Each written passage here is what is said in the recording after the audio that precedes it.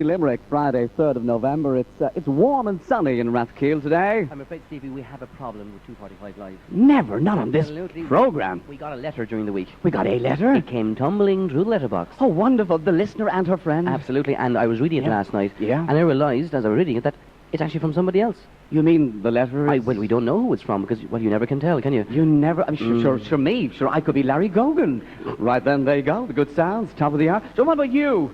Sure, you could be Desi Carl for all I know. Yeah, Desi be lovely. ABU, anything but United. Yeah, that'd be nice. There, Desi, see? lovely, yeah, my great, point. yeah. My point. Wonderful. So you never know. We never know. You never know. But what I do know is that we have a wonderful group of musicians to start off the show this afternoon. Oh, good, yeah. Called Ceol Gan Áras, and they're going to start off this afternoon with a few jigs and reels. Splendid.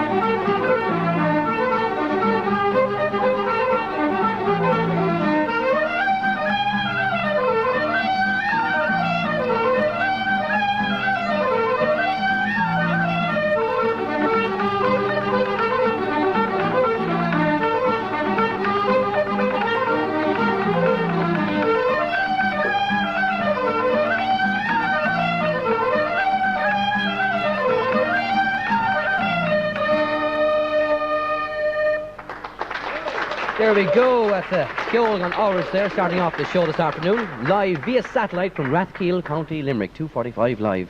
And Sean O'Faolain once said that all Ireland for me is in and about Rathkeale. So Dr. Pat O'Connor, is that true what he wrote? Well, as with any generalisation, I think it's not totally true, but there's a great deal of truth in it. It's as representative in many respects as any town and country setting that you'll find in Ireland.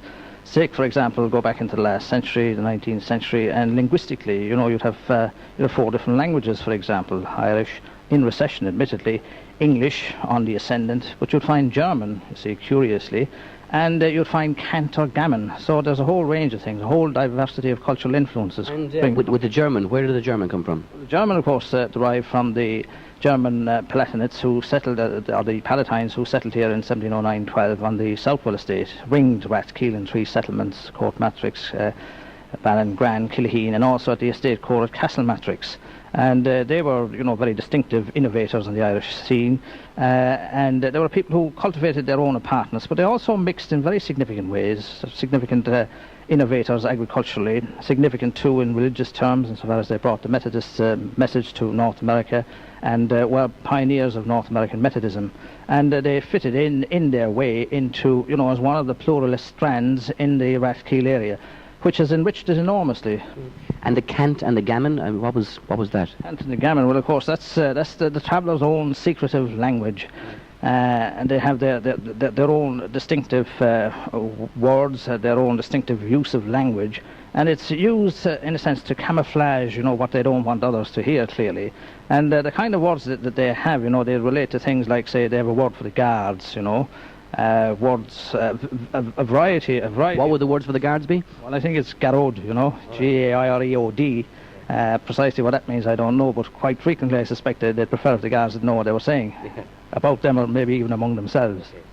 And of course, Daniel O'Connell was had one of these monster meetings in this area. Yeah, Daniel O'Connell was here, I think, the 18th of April 1843, and you had the usual ritual, the great procession, the open-air oratory, and after that you had a banquet in the very setting in which we are here, in this place here. It was Mulcahy's Hotel, actually. The meeting broke up at 12 o'clock at night, but the abiding memory, or certainly the abiding thought, as far as Rathkeale is concerned, and it's said ever since, in fact, it was the only town in Ireland where Daniel O'Connell couldn't get a woman.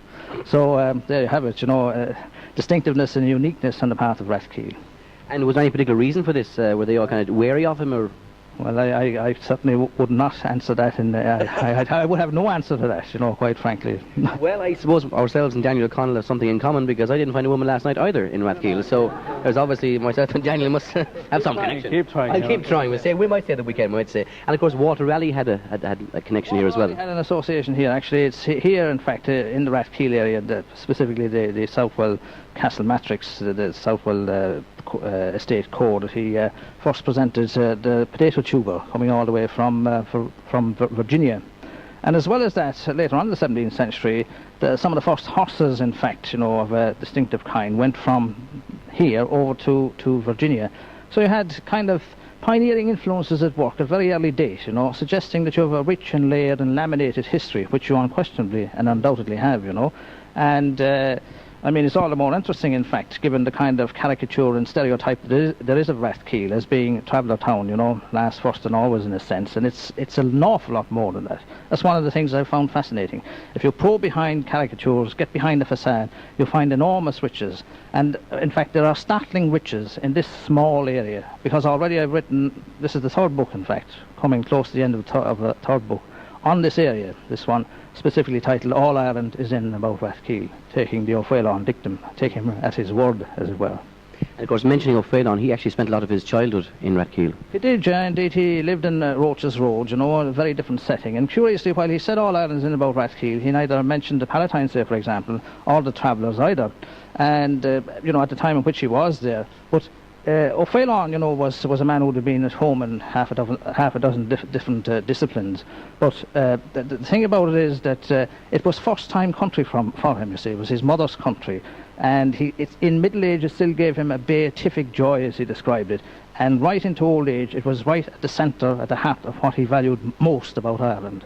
So I think it's very significant. And he, in fact, wrote this deal country landscape into existence, say, in his very first novel, A Nest of Simple Folk, just in the same way as Yeats did for Sligo or Kavanagh did for Drumlin country. And I think that fact is not appreciated at all and needs to be brought out much more comprehensively and fully, and that's what I hope to do. So with the book you're writing at the moment, what have you found? Because, there are, we say, two distinct communities in Rathkeale. There'd be the travelling community and, we say, the settled community, for no finer words, and how they kind of live together in a symbiotic relationship. Yeah, that's a nice word. That's my new word for today, symbiotic, actually. That's today's new word. Mutually advantageous, I suppose, yes. Yeah? In a sense of which that's true, yeah. There was an important Anglo-Irish strand, the lesser gentry. You have that strand there as well. But right enough, that's what, that's the kind of, you have a divided pluralist community here, It's a kind of model community in many ways. And what I admire tremendously about the people of Rathkeale is, the tolerances that have built up now over 30 and more years. This is an accepted state. The differences between traveller and settled. It's even interesting if you look at the traveller and their perception. They would describe the settled people as commoners. So, the obvious question that one might pose then is, what does that make them? And they may well be descendants, as they claim, of kings, Any of us with an O or a Mac name certainly might make that boast. Because, they're, as in the travelling community, their traditions, their cultures is completely different. It is, and it remains different. You know, they've intermarried among themselves. They have their own. They are an ethnic group or a sub-ethnic group, and that's unquestionably the case. I've looked at them very, very closely. They intermarry among themselves. They have their own rituals. They have their own cycles, life cycles. But I mean, what's very significant about the group here is their identification with Rathkeale. You know, a sense of Rathkeelian down-at-homeness. You know, wherever they go, they move between elsewhere. But over 3 generations or more now, this sense of home in Rathkeale has built up.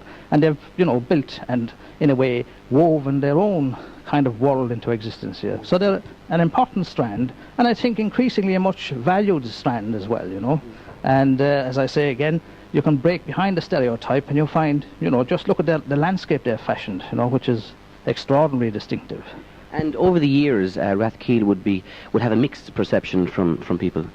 I suppose it has had a kind of an unfortunate perception, or has been lampooned mercilessly, say, for example, in a programme like Scrap Saturday, you know. The only thing about that is, good about that is that if, as I said to you before, you know, if you probe behind it, tear away the front cover, get inside and discover the startling riches, and they're there, and, you know, I mean, it's enormously refreshing and energising to find that, and to find the kind of tolerances and, say, for example, the business community in Rathkeale. I have tremendous admiration for the business community, you know, the way in which they conduct their affairs, the kind of leadership they've given. The quality of local leadership here is exemplary in so many respects. Well, Dr. Pat O'Connor, thank you very much for positive words to start off the show this afternoon. Thank you very much. Okay, thank you, Alan. A little round of applause there. Well, Veronica and Noel White have joined me. Mum and son. I'll go over to Mum first. Veronica, you grew up here, Roaches Road. That's right, yes. Just down the road from where we are this afternoon. So the town in the 20s and 30s. Terrible changes. Yeah. All for the best, that's it. The school you went to, what was it like? It's all right, very nice school. Yeah. It's knocked now, we have a new school. And would there have been a forge in the town, you know, where people would gather in the evening times? Well, yes, there was a forge. Liam Dunn, you'd see him showing the horse and that, you know. And we had a lot of carts. There wasn't a whole lot of motor cars then, like, you know. So the coal carts delivering coal coming up and down the road? Even the coal, yes, yes. Would you look forward to, say, a thing like the creamery carts in the morning time? Oh, yes, we'd be looking out for our buttermilk from the creamery cart. You can't Every beat it. morning, yeah. Fresh buttermilk in the morning. And when it'd go out in, they'd 5 or 6 pally on for their gallon of milk. So you'd collect for everybody else? Oh, no, they'd do their own job. I'd have mine, guys. And so you look forward to the fresh buttermilk in the morning? Yeah. Beautiful bread. Makes delicious bread. Oh, it does. So, Pleasure. when you left school, what did you do? Well, when I left school, I went on a job to Dr. Quinlan and his wife. And I was with him for, I suppose, 13 years or that way. Where was this? So, in Kildare. Okay.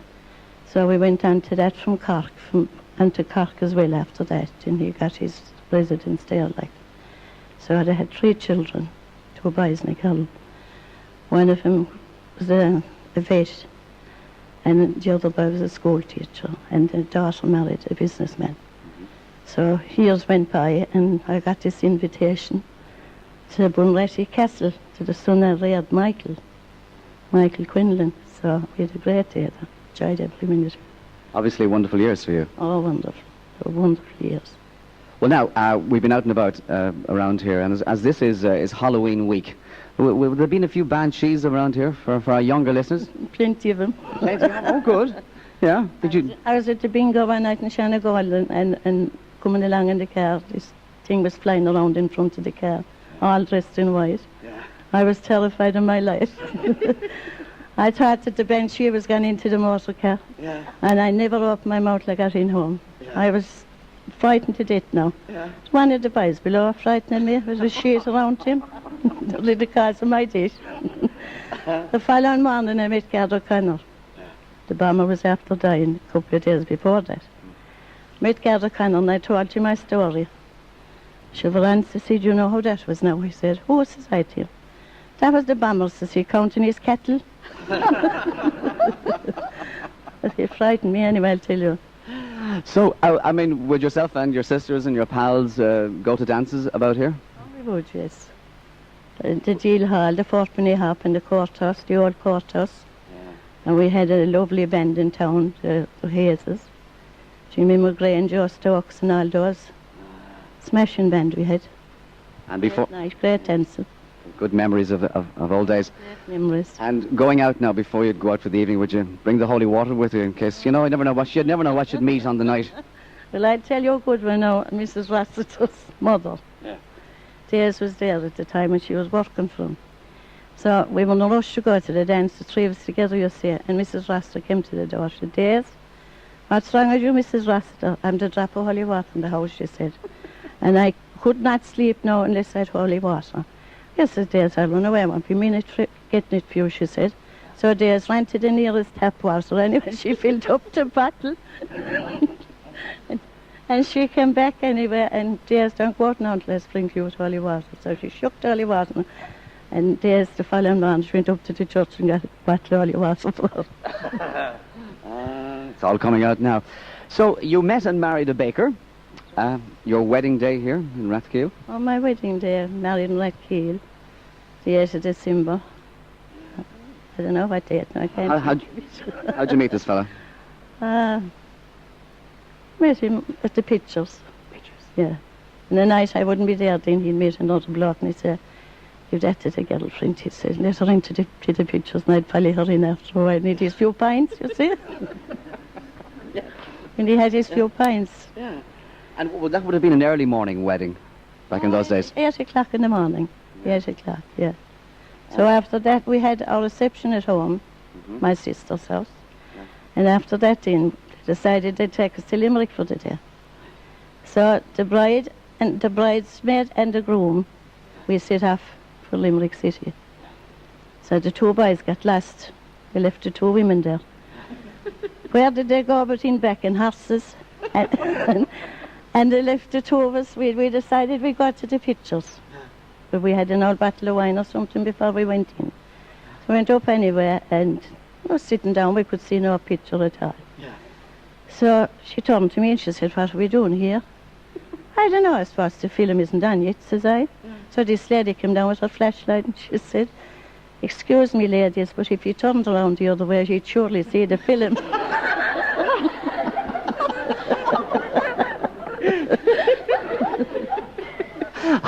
I'll turn to this son of yours, Noel White. 7 years of age, Noel. You were out working and working hard. That's correct, yeah. Delivering milk. At the time nursing is pasteurised milk, delivered in out of a tankard. And maybe about 20 houses you'll have to call, and they call out their gallons and we just measure over it a half pint or a pint. And I threw that every morning before I went to school. And again, hail, rain or snow, you were out there? Oh, it had to be delivered, yeah. It was like the postman. It had 7 days a week. And after school as well, then they'd take delivery, same amount of houses to call to. Would you bring the mammy a bit of breakfast in bed when you'd come back from your milk round? Oh yeah, I always looked after Mum. She's the greatest mother in the world. She's certainly. And at the weekends, you were working as well? Yeah, on Saturdays, when we'd no school, I had a few chores to do for the farmers I was delivering the milk for. I'd have to clean out the chicken house and sweep the yard, and before I went home then I had to clean all their shoes, polish their shoes, clean all the muck off of them, and he'd come out in and inspect them, make sure that they were all spick and shining, they had to be shining. Yeah. But there was one particular night, there was a strange pair of shoes under the table, so I had to clean them and shine them, so that's been nearly half an hour trying to shine them, and I'd hope if I was there spitting on them and but the boss man came out anyway and he said, why aren't you gone home? Yeah. I said, I'd be gone home but I can't shine these shoes. He said, they were suede shoes. I had never seen suede shoes in my life. he nearly killed me over it. So. The old hush puppies, yeah? The old hush puppies, yeah. That's probably the first pair I ever saw in my life. You were trying to put a little snot on them, were you? I was, yeah. There's much hope of shining in them. At 12 years of age, straight into the bakery business, but because of circumstances. That's correct. My father, while he was a very healthy man, the only time he was sick in his life was around that time when I was about 12. And he was off work for a good few weeks. And, at that time there was 8 of us. And the technical school actually in Rathkeale, it was the first year of it opening. And I was supposed to start there, but Dad got sick. There was a job offered to me and I had to take it.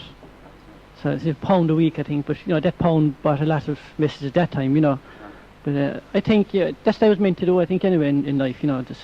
Of course, there's a great tradition of baking about here. Otherwise, yeah, People's Bakery was over 100 years in existence. Sadly it's closed now. It had Kelly's Bakery as well. And What kind of characters were there at People's Bakery when you went to work there? some great characters. I was privileged, I think, to know a lot of them.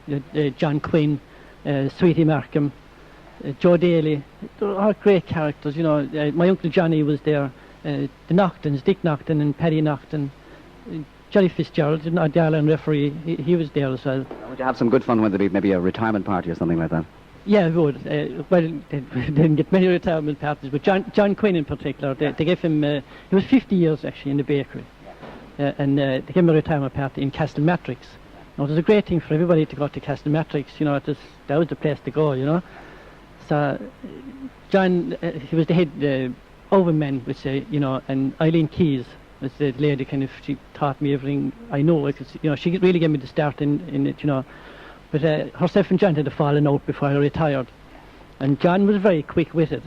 He's very sharp now. And as we were coming into the function, John was at the door, because naturally enough, to meet everybody and shake hands with them. So Eileen came in anyway, and they hadn't been talking for about a fortnight or thereabouts, So came in anyway and shook hands with John and gave him a big kiss on the jaw. He said, "Go away, you Judas," he said. They just slip out of him, but in fairness, they made up, I think, that night anyway, and they were great friends after. Well, I wish we had more time. It's a pleasure to meet both of you. Let's hear a nice round of applause for Veronica and Noel White. Friday, 2:45 live from Rathkeale, County Limerick. Now, we've spoken around there about the pictures and going to the movies and things like that. And joining me now, I have Nancy Rossiter, Angela Fitzgerald, and Maura Mooney. And Nancy, we'll start with yourself. Going to the pictures was a big thing in the old days. Those days it was, because back in, let's say, 1918 and 19, there was a local man running a cinema here. He was known as Paddy O'D. And as children, we loved to be taken up to this Saturday afternoon matinee. Everybody enjoys, and there were lovely films on, and serials. And then there was a local man, and he used to ring a bell in the evening time, announcing when these films were on and what the names were. And there was one called The Brass Bullet, and he used to call it The Brass Bullock, and there was great amusement in the town over that. But anyhow, time rolled along, and a lot of these old customs gradually disappeared. But Rathkeale, is a wonderful town, I think. We had electricity here in 1914, when very few people had it, and most of us had it in our houses. And it was run by the Town's Improvement Committee. The men of the town got together and got this in. So we've all enjoyed it. I have anyhow, because I'm now in late years of my life, thank God to be alive. But so I enjoyed, I hardly remember lamps really. We had electricity. So in that way, I think Rathkeale is a lovely town. And then we had a very good, later in the 30s, we had an excellent tennis club. And we had, in the winter, we had a badminton club. And there were, plenty of members. So you were never short for something to do. So, we'll say going dancing, preparing to go dancing, what was it like? About the 30s, I started dancing. About 29, about the 30s, I'd say. My father had died in 1928. I was 19 at that time. So I started, I suppose, dancing about the 30s. And, of course, in those days, you had to have your escort and your beautiful dress, and there was great glamour attached going to a dance in those days. Not anymore, unfortunately, because they're all in jeans and sweaters now, and you see that there's no romance at all attached to it. There was in the old days, the hairdos and the makeup and everything. It was really, and of course the bands were very special.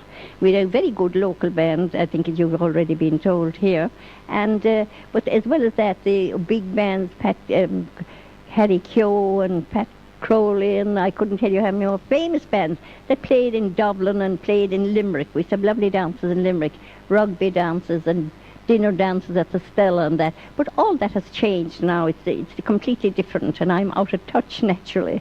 And would your escort have to be properly attired and have to have a car? Oh, you did, of course. Oh, you certainly did have to have a car. No matter what it was like, you had to have a car to take you to dances in Limerick, which I mostly went to. And Newcastle West was another place. They had very good dances there too. and excellent bands, and of course the wonderful suppers.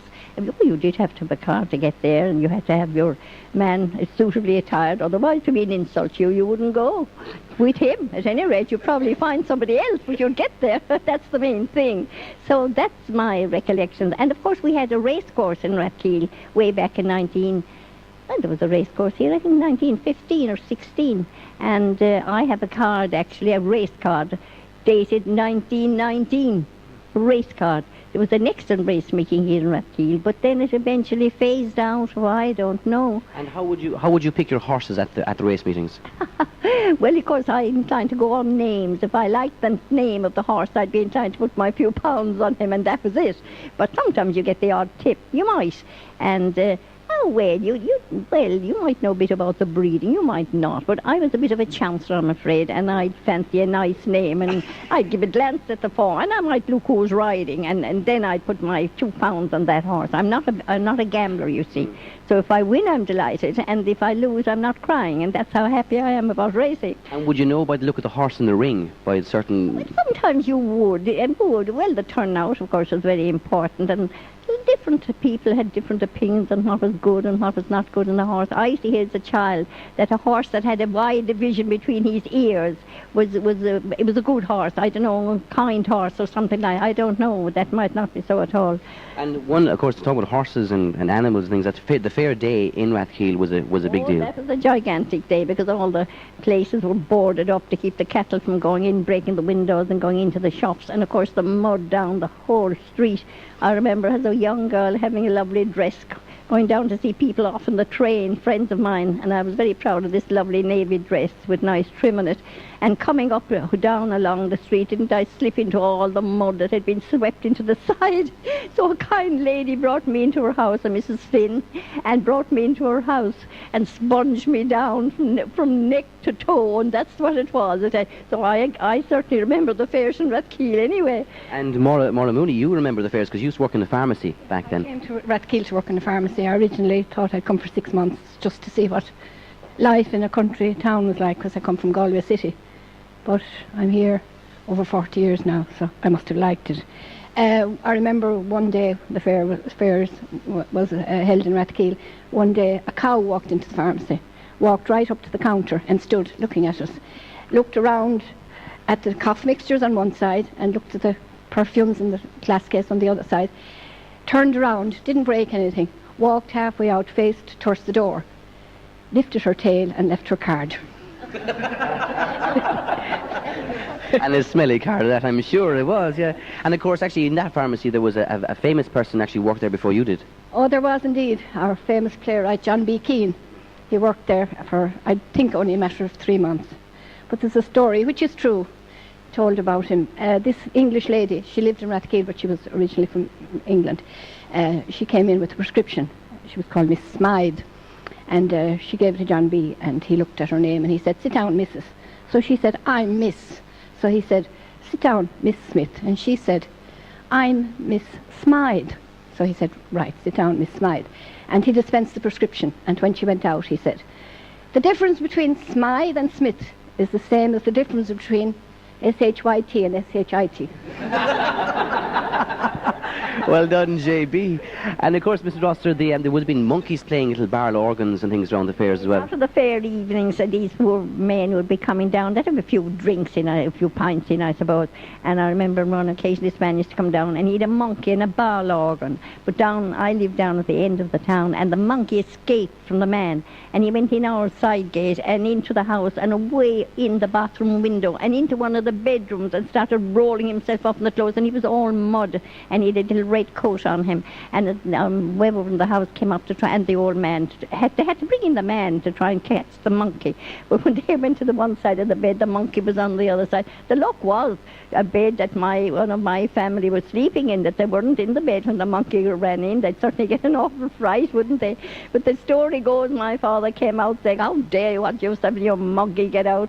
And the poor man never came to that end of the town. And so it is said. I was only very young hearing the story. But there you are. Well, it's been a pleasure talking to you, and thank you very much. That's Nancy Roster, Maura Moody and Angela Fitzgerald, who we didn't get a chance to say hello to, but maybe next time. Okay, thank you all very much. A little round of applause maybe for that? Why not? Yeah. Well, Our final guest this afternoon, PJ Madigan, has joined us. PJ, born in Kappa, down the road from where we are today. What's your birthday next birthday, PJ? 26th of this month, I'll be 70.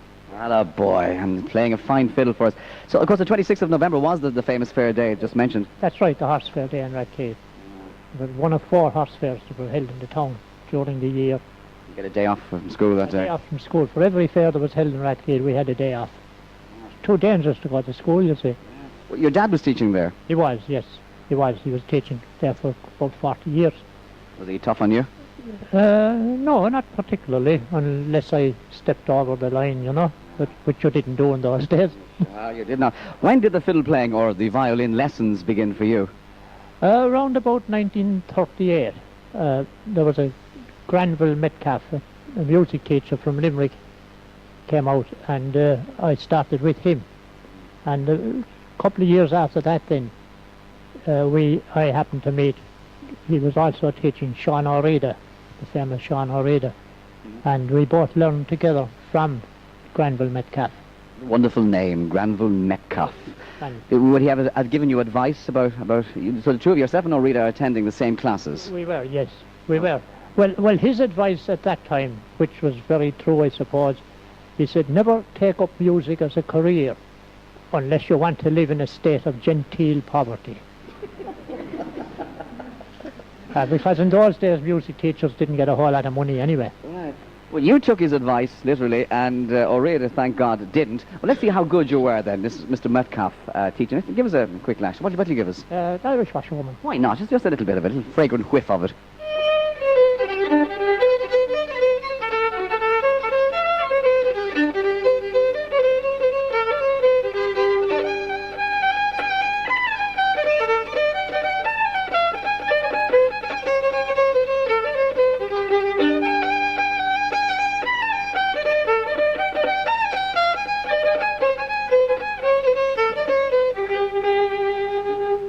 Very good. Very good. Very nice. So yourself and Sean O'Reilly are taking lessons from Granville Metcalf. Wonderful, wonderful type. And he goes off to the music. You don't. What became of you? I had to go to England, couldn't get a job here when I left secondary school.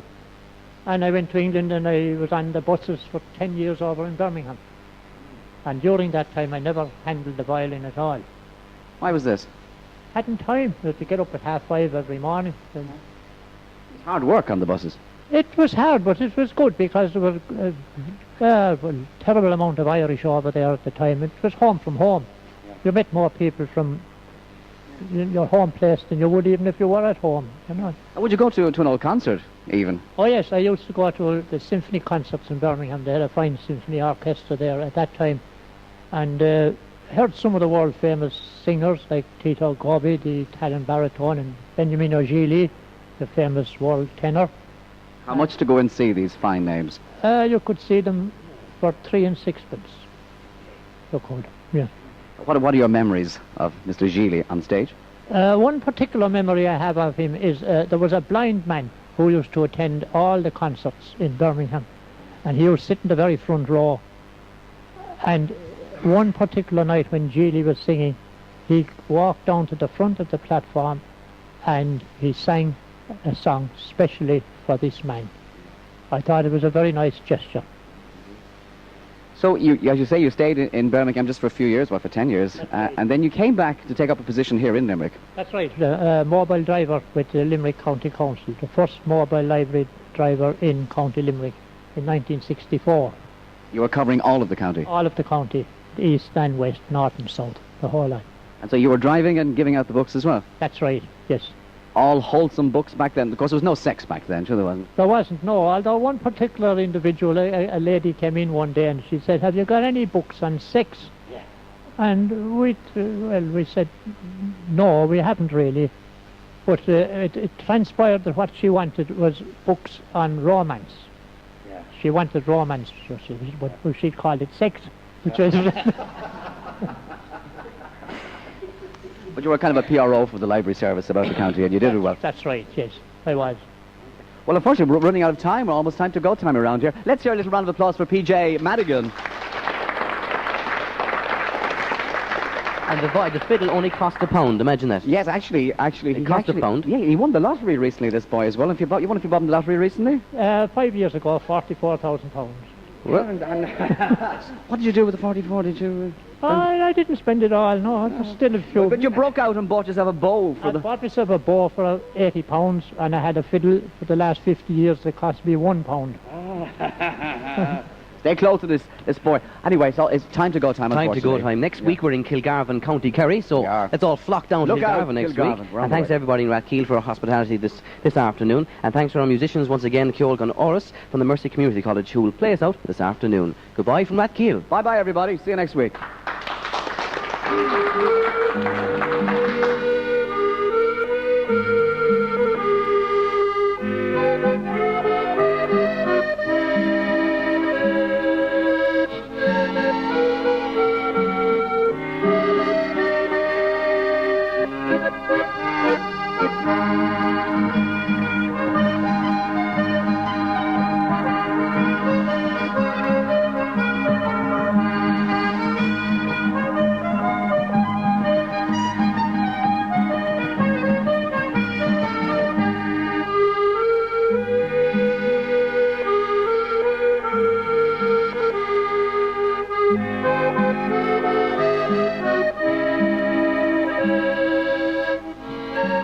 Stevie Bolger and Alan Short presented 2:45 Live. Marcus Connaughton was the producer.